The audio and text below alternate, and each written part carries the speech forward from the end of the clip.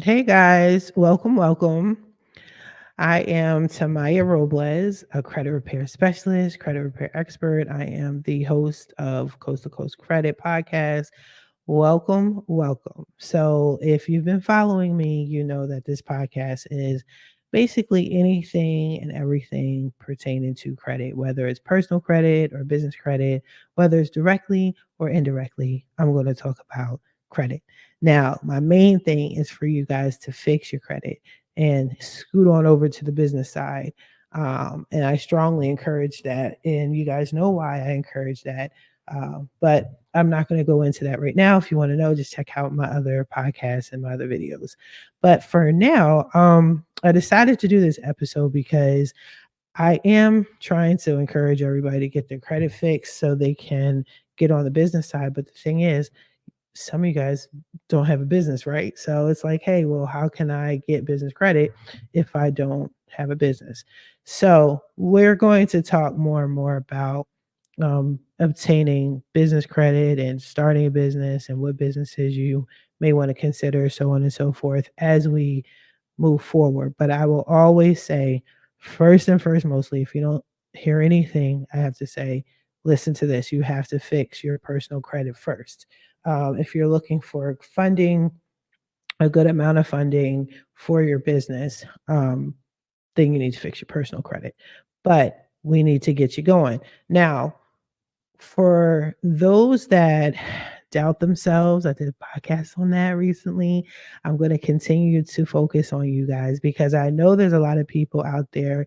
Some of them are my clients. Some of them are people that reach out to me on social media just to chit chat and talk and pick my brain, that you want to start a business, but you don't have, maybe you doubt yourself, you don't have enough self-esteem as far as you're concerned, you just don't think you have the time, but you're working a job that is stressing you out. Even, I mean, it's just so much going on, but these may just be signs that you need to be an entrepreneur, that you need to start the process of leaving your job, right, and becoming an entrepreneur.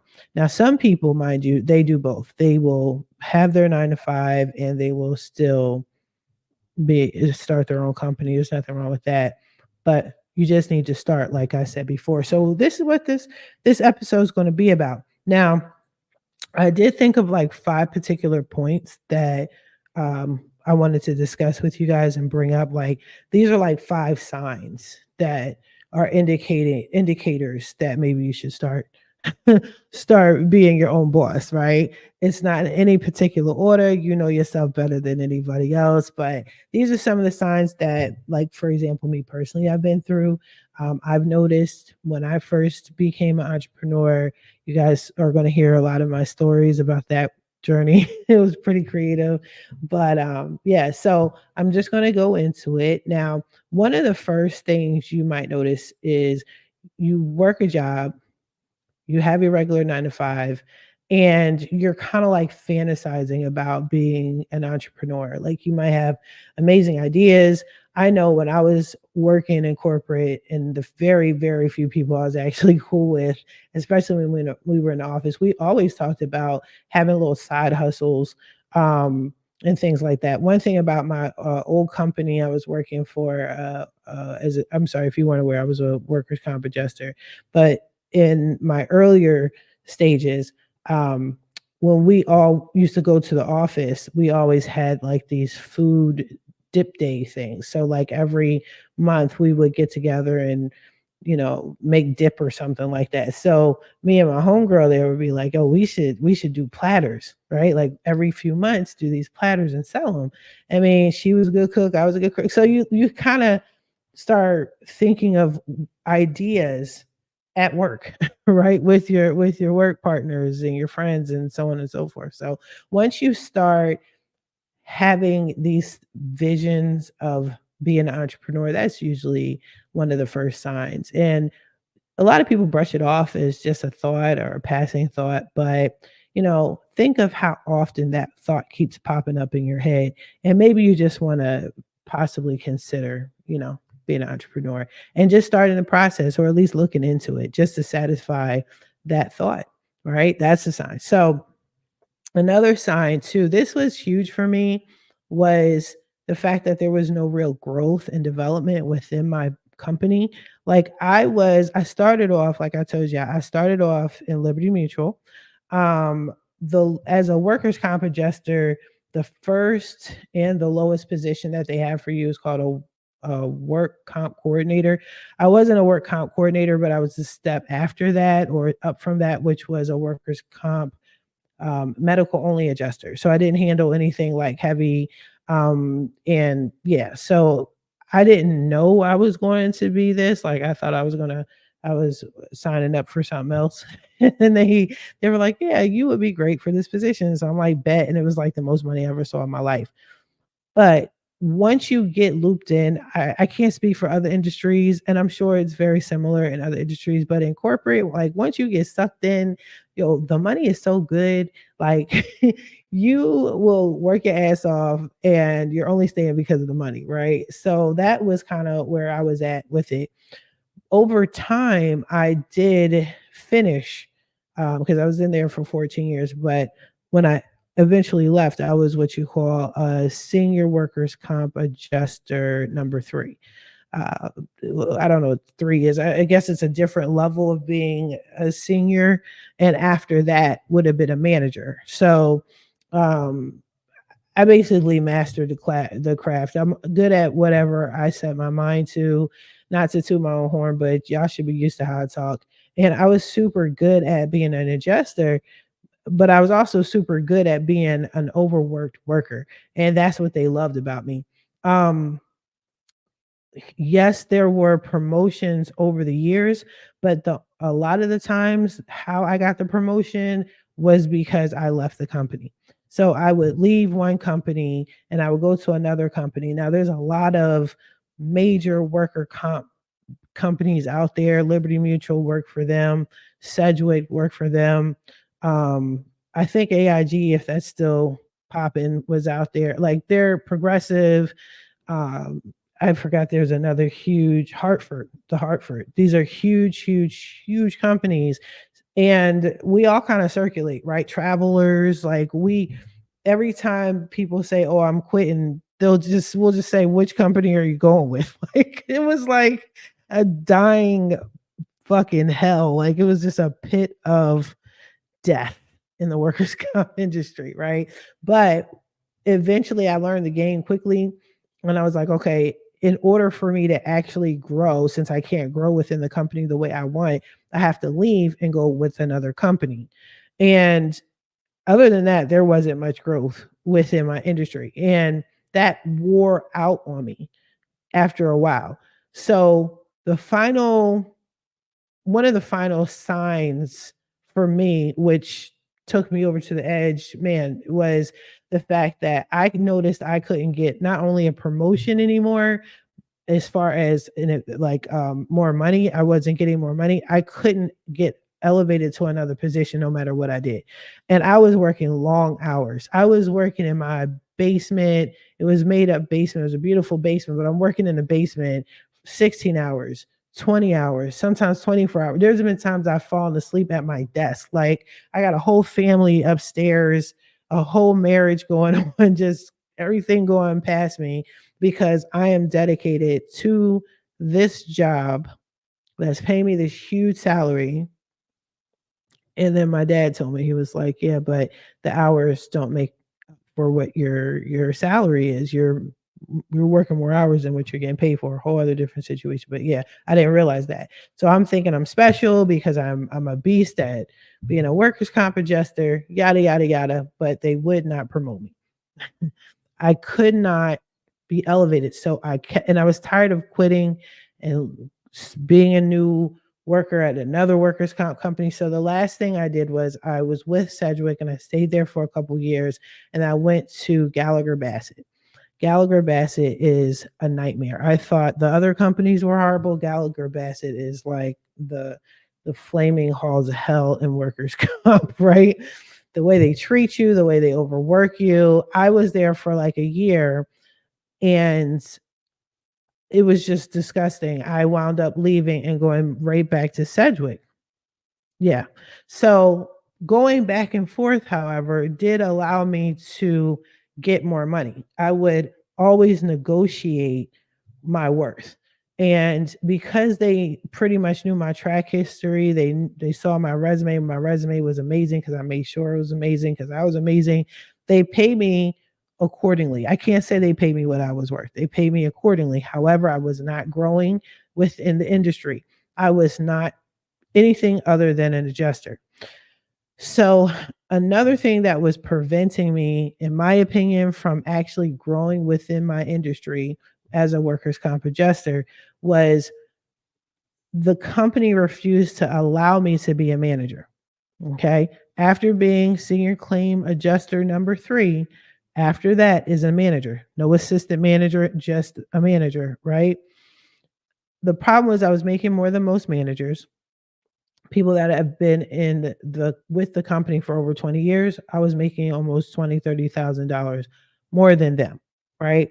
I can explain how to do that if you ever want to know, just leave a comment. But yeah, you got to be crafty and creative. But I usually got what I want, and I knew what an impact I would be to the company and how valuable I would be. So I use that as a bargaining tool. But anywho, but also, if they promoted me to be a manager, what that means is they would not get that hard work out of me anymore. I literally could start work at 9 and at 5 or 4:30 I could clock out and would be straight.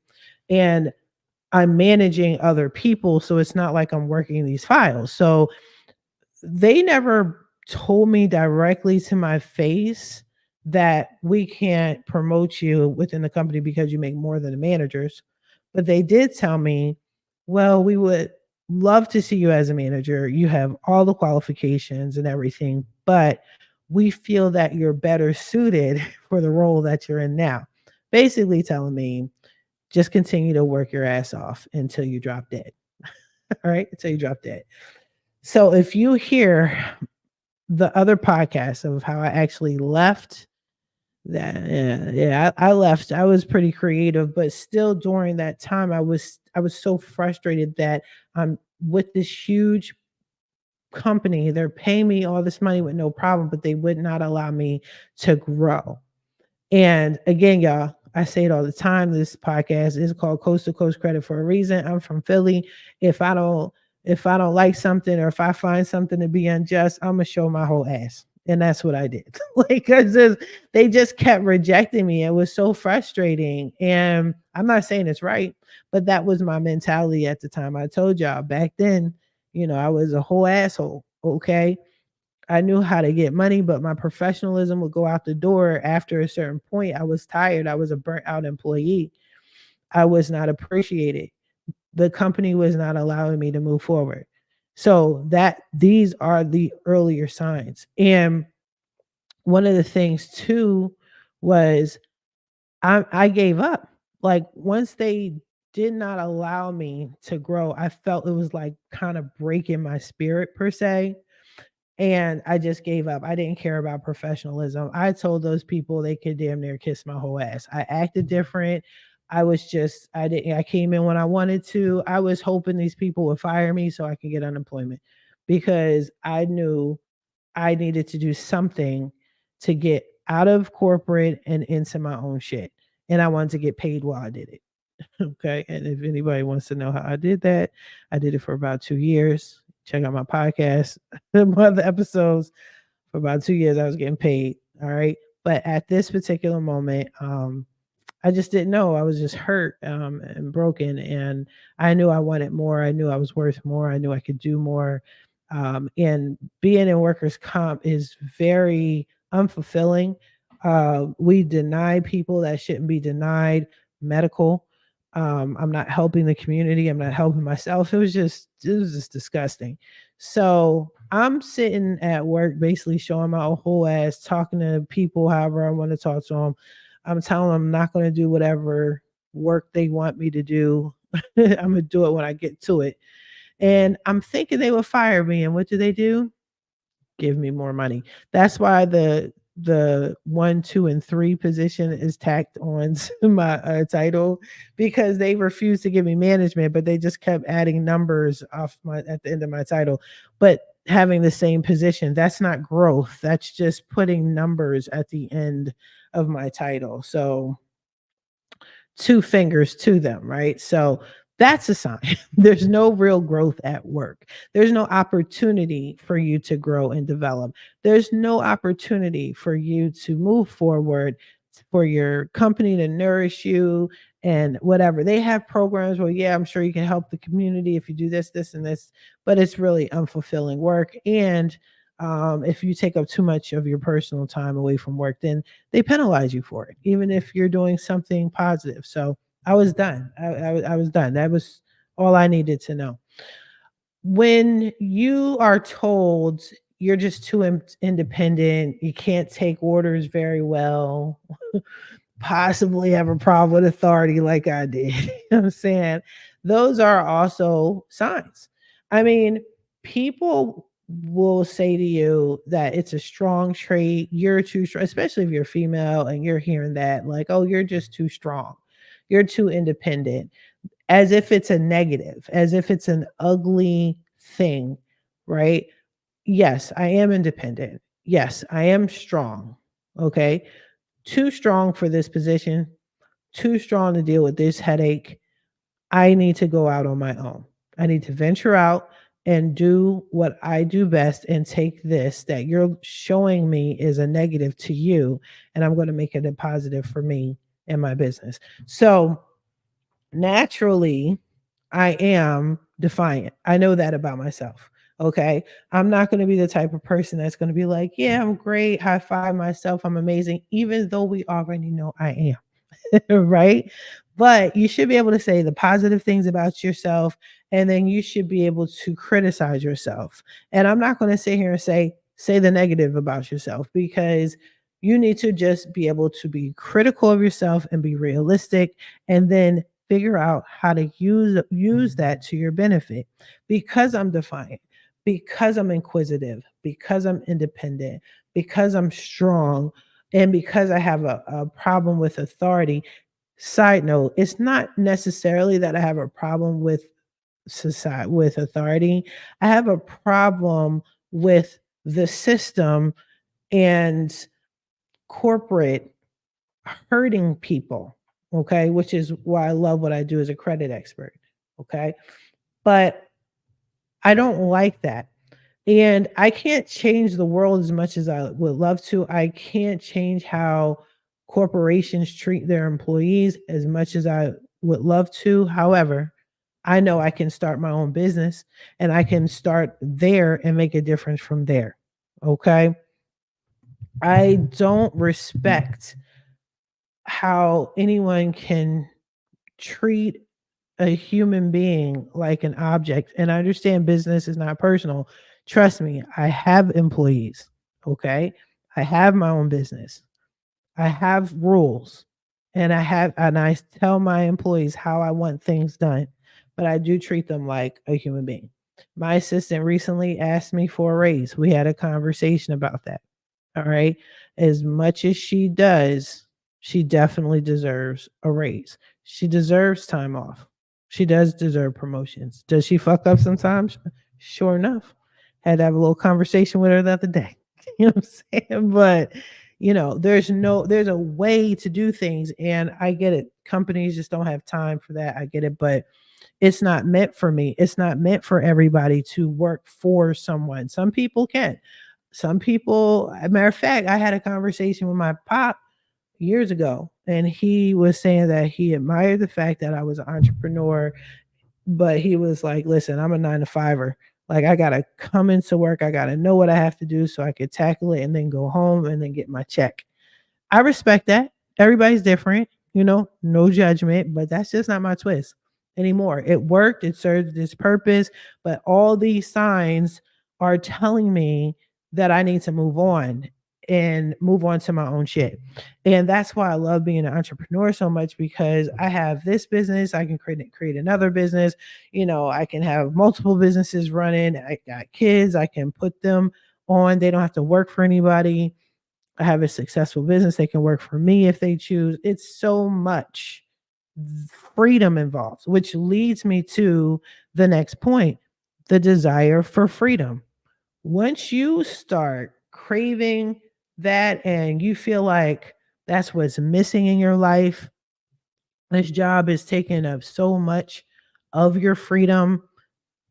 This is another sign that you need to start packing them bags and go and be your own boss. Okay.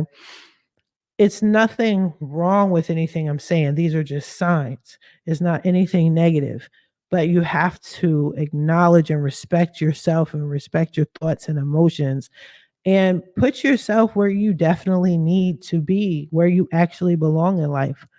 So, when you have your own business, you have the freedom to control the outcome of your business.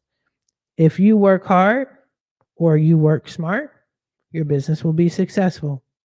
And it's your business, it's for you. It's not for somebody else. You have that freedom. If you want to dissolve your business, you can. If you want to create a corporation and absorb your own LLC into your corporation, you can do that. That's all you right there. You understand? That is the beauty of being an entrepreneur. That freedom alone is amazing. Okay. So if you're yearning for that independence and it's getting louder and louder, like, I can't take this anymore. You know what I'm saying? I just want to be happy and free. Take that as a sign that maybe it's time for you to be your own boss. Okay. Now, my final sign, the fifth one, so to speak, is purpose. Like, you need to fulfill some sort of purpose. And I'm going to be honest with you, like, I didn't realize how much I of a service that I'm doing. I am running a business. I get that. You know what I'm saying? I understand people are, yeah, you have to pay a fee to rock out with me. Believe it or not, everything is not for a fee with me. You understand? Those who know, I'm not going to go too much into detail about it, but I even had a guy set up a consultation with me recently, and most of the information I gave him was just free game. If you go on my website, if you go to my YouTube channel, if you check out this podcast long enough, you'll learn everything you need to know when it comes to fixing credit and possibly starting a business, right? And that's free game right there. But I like that because I feel like I'm helping my community. I'm helping people that constantly say they didn't teach this in high school. And if they would have taught this in high school, I would have been a billionaire by now, which is facts. This is why they don't teach it in the schools. But working for someone else and working in corporate, I felt like I had zero purpose. And it's not, mind you, it's not structured for you to feel that way. You are a machine. You are a robot. You are an easily disposable tool. Okay. That's just facts. Whether you go to work and you say hi to Jenny and Bob at the water cooler and you guys high five each other and you guys feel a special connection during lunchtime when you like whatever the hell your situation is. I'm not saying the people don't like you. I'm saying the system within itself is not there to make you feel good or feel like you have a purpose. It's not. They do offer programs and shit like that. I know my company did. I don't know about your company where you could do a lot, but if I did do half of the things they offered, it would take me away from the 24 hours that I put in on a daily basis with the company. And once that slacks, then you guys are looking at me sideways. You're ready to so-called fire me. You understand? Which I wasn't afraid of. Fire me. Let me get that unemployment and let me start my own business. Okay, but whatever. But there was no purpose. I didn't feel like I had a purpose, like I wasn't impacting the community at all. I know I wasn't. I know I wasn't. I would tell somebody, hey, I'm a workers' comp adjuster. They'd be like, what is that? What do you do? Oh, you're the person that my company had to call when I hurt myself and I slipped and fell at work and you guys denied me. That's you? Yeah, that's me. I can't stand people like you. I'm gonna tell you this really dumb quick story. It's not like a long story, but this is when I knew I was working for a shit organization and I had no purpose here. There was nothing I could do. I'm not trying to save the world, people, but if I could help in any way, shape, or form, I would love that. But I was again, I'm a workers' comp adjuster. I'll never forget this. I will never forget this to the day I die. But I had a whole bunch of files. I don't even think I was a adjuster. I think I was a medical only person. That's what I was. I was medical only. And I was stuck in that position for over 5 years because they refused to promote me, right? But anywho, so I needed to check on a file, standard procedure, update the file, see where it's going, how everything is before I move forward. I called and I asked to speak to the customer or the client, which was a man. Let's call him Bob. I forgot his name. So I called and his wife picked up. We'll call her Susan. I don't remember her name. And Susan was super nice. She sounded like an older woman. And she said, "Oh, you're here, you're calling for Bob." And I'm like, "Yeah, this is Tamiya Robles. I'm calling from Liberty Mutual." And say my whole little script, but I'm saying it dead. You know what I'm saying? Like, yeah, this is my Robles. I call him Liberty Mutual. I was just checking on this thing to make sure he's okay. He's okay. And then she was like, "Oh yeah, thank you so much for calling." And this woman was talking to me like literally was calling because I cared. And she said, "My husband just died yesterday. Um, so sorry, Bob's dead." And I was like, "Oh my God, I'm so." So I had to get out of that. I had to get out of that, like I had to be a human being. And the woman said, "Yeah, no, it's okay. He was battling cancer for a long time and he died in my arms." And I'm like, "Oh, stab, stab, stab in the heart, right?" So that was bad. And then she was like, "Well, if you want, you seem really broken up." And mind you, I'm the adjuster, right? I'm a workers' comp adjuster. She was like, "Well, yeah, if you really want, we have this virtual flame where you can put it out online." So she gave me the website and I was like, "Don't worry, I'm gonna blow this out, whatever. God bless," or whatever. So we hung up. I went to my boss and I was just so broken up. This was my first workers' comp death. I'm saying first workers' comp death because after this, all the deaths afterwards meant absolutely nothing to me, which is fucked up. So, but I went to my boss and I was like, "You will not believe it. I have this client. His name is Bob. I went to do update and boom, he's dead. He died of cancer." And I'm like, "Oh my God, I can't take it. I'm gonna blow his virtual candle out, like this is bananas." And he looked at me and just started laughing. And he was like, "All right, close the case, move on. What are we talking for?" Like, and I'm like, "Bob died. Like, he fucking died, bro. Like, what are you talking about?" And he was like, "So what? That's one less case you got to worry about. You close the case before the end of the month. You're making your numbers." And then he told everybody, like, "Hey, guess what? Tamaya's client died and she's over here feeling some type of way." And everybody was like, "Wait a minute, he died?" Yeah. And they're like clapping, high fiving. Yay, she's closing the claim. She got a closure.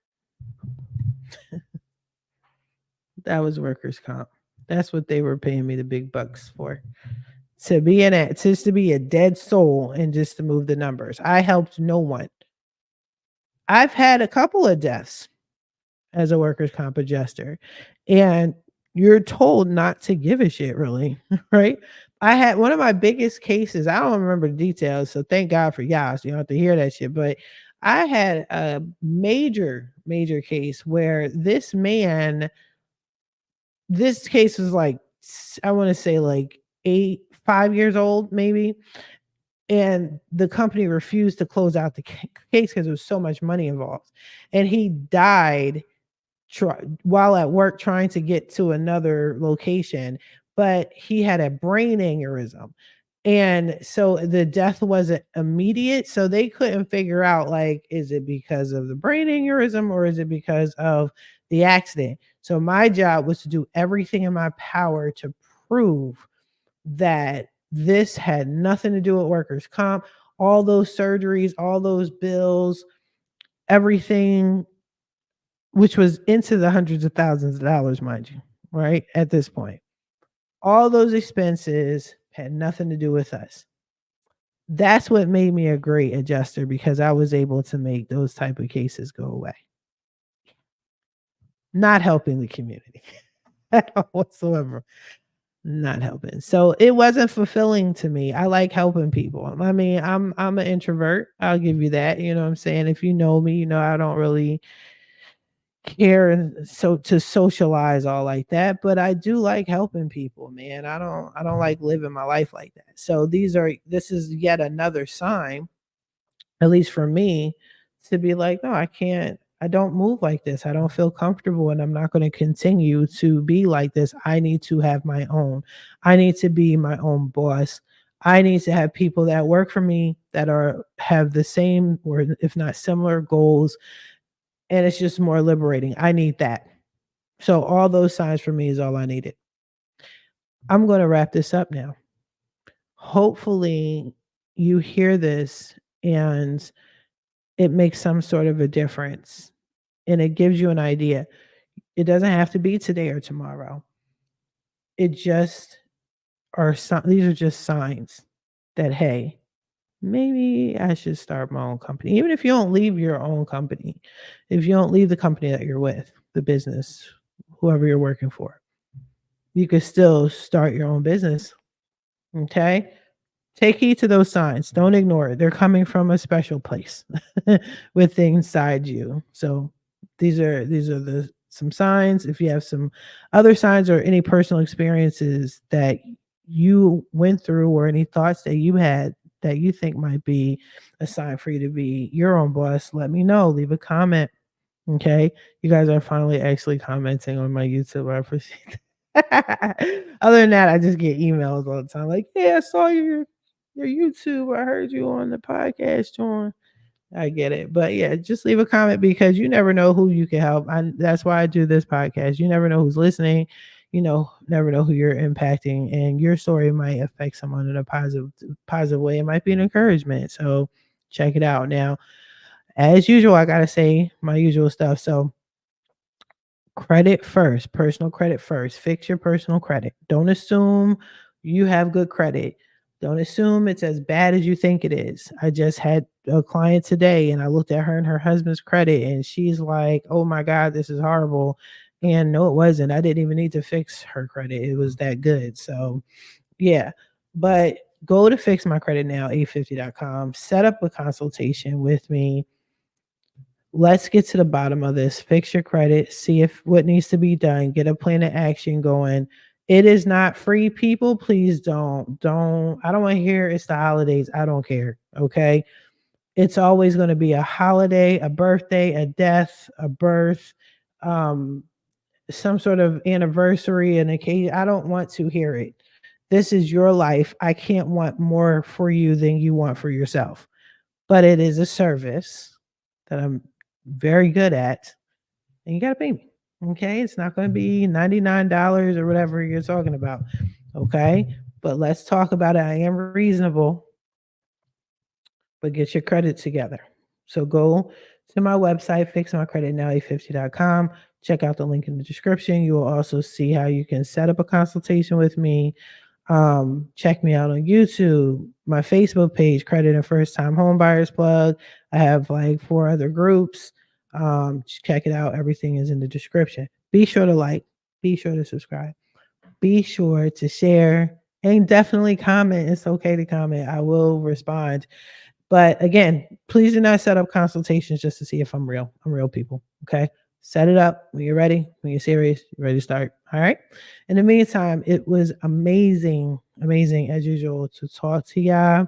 And I wish you the best in your credit journey.